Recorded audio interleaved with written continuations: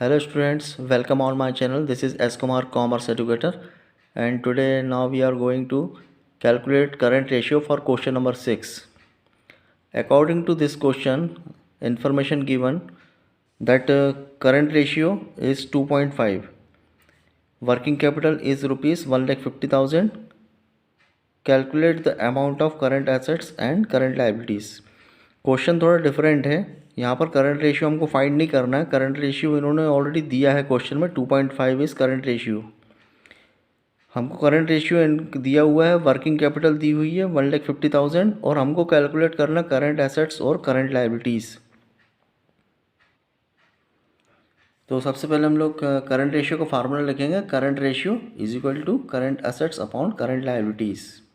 अब इसके previous question में भी हमने ऐसी क्वेश्चन किया था, उसमें हमने करंट एसेट्स निकाला था जहाँ पर कि क्वेश्चन में वर्किंग कैपिटल हमको दिया हुआ था।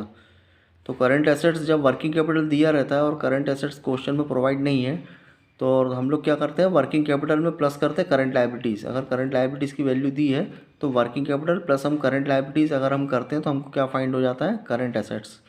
तो यहाँ में करंट एसेट्स फाइंड करना है और करंट लाइबिलिटीज़ भी फाइंड करना है। तो सबसे पहले हम लोग क्या करेंगे, फार्मूला लिखेंगे current ratio is equal to current assets upon current liabilities. Current assets को हम लोग ब्रेक कर सकते हैं कैसा, कि working capital plus current liabilities और डिवाइडेड बाई करंट लाइबिलिटीज़। आगे हम चलते हैं। यहाँ पे करंट रेशियो ऑलरेडी दिया है क्वेश्चन में, तो करंट रेशियो की जगह करंट रेशियो की हम लोग वैल्यू रखेंगे 2.5। ये दिया हुआ है क्वेश्चन में, is equal to working capital plus current liabilities divided by current liabilities. अब हम इसको सॉल्व करेंगे। कैसे सॉल्व करेंगे, ये करंट लाइबिलिटीज़ को यहाँ पर हम ट्रांसफ़र करेंगे तो डिवाइड से मल्टीप्लाई में आ जाएगा। तो 2.5 मल्टीप्लाई बाई करंट लाइबिलिटीज़, इसका यहाँ पे मल्टीप्लाई हो जाएगा 2.5 multiply by current liabilities is equal to working capital. Working capital की वैल्यू जैसे कि क्वेश्चन में दी है 1,50,000 और प्लस करंट लाइबिलिटीज़, क्योंकि करंट लाइबिलिटीज़ गिवन नहीं है इसलिए अभी हम लोग करंट लाइबिलिटीज़ ही इसकी जगह पर लिखेंगे। ठीक है, अब 2.5 करंट लाइबिलिटीज़ हो जाएगी। यहाँ से हम लोग इसका ट्रांसफ़र करेंगे करंट लाइबिलिटीज़ को, ये प्लस से इधर आ जाएगी माइनस में। तो 2.5 करंट लाइबिलिटीज़ में से हम ये माइनस करेंगे लाइबिलिटीज़ करंट लाइबिलिटीज़, तो हमारा वैल्यू कितनी आएगी 1.5 current liabilities is equal to 1,50,000। अब करंट लाइबिलिटीज़ हमको फाइंड करना है, इसको यहीं रहने देंगे और 1.5 को हम ट्रांसफ़र कर देंगे इधर। तो ये मल्टीप्लाई से कहाँ आ जाएगी, डिवाइड में आ जाएगी।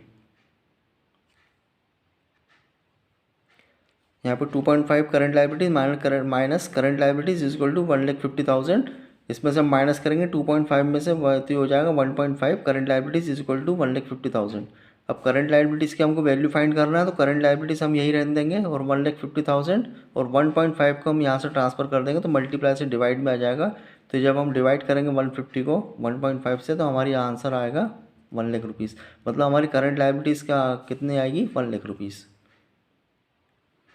तो हमारी जो वैल्यू होगी ये होगी करंट लाइबिलिटीज़। मतलब करंट लाइबिलिटीज़ हमारी फाइंड हो गई है। अब हमको क्या फाइंड करना है, करंट एसेट्स।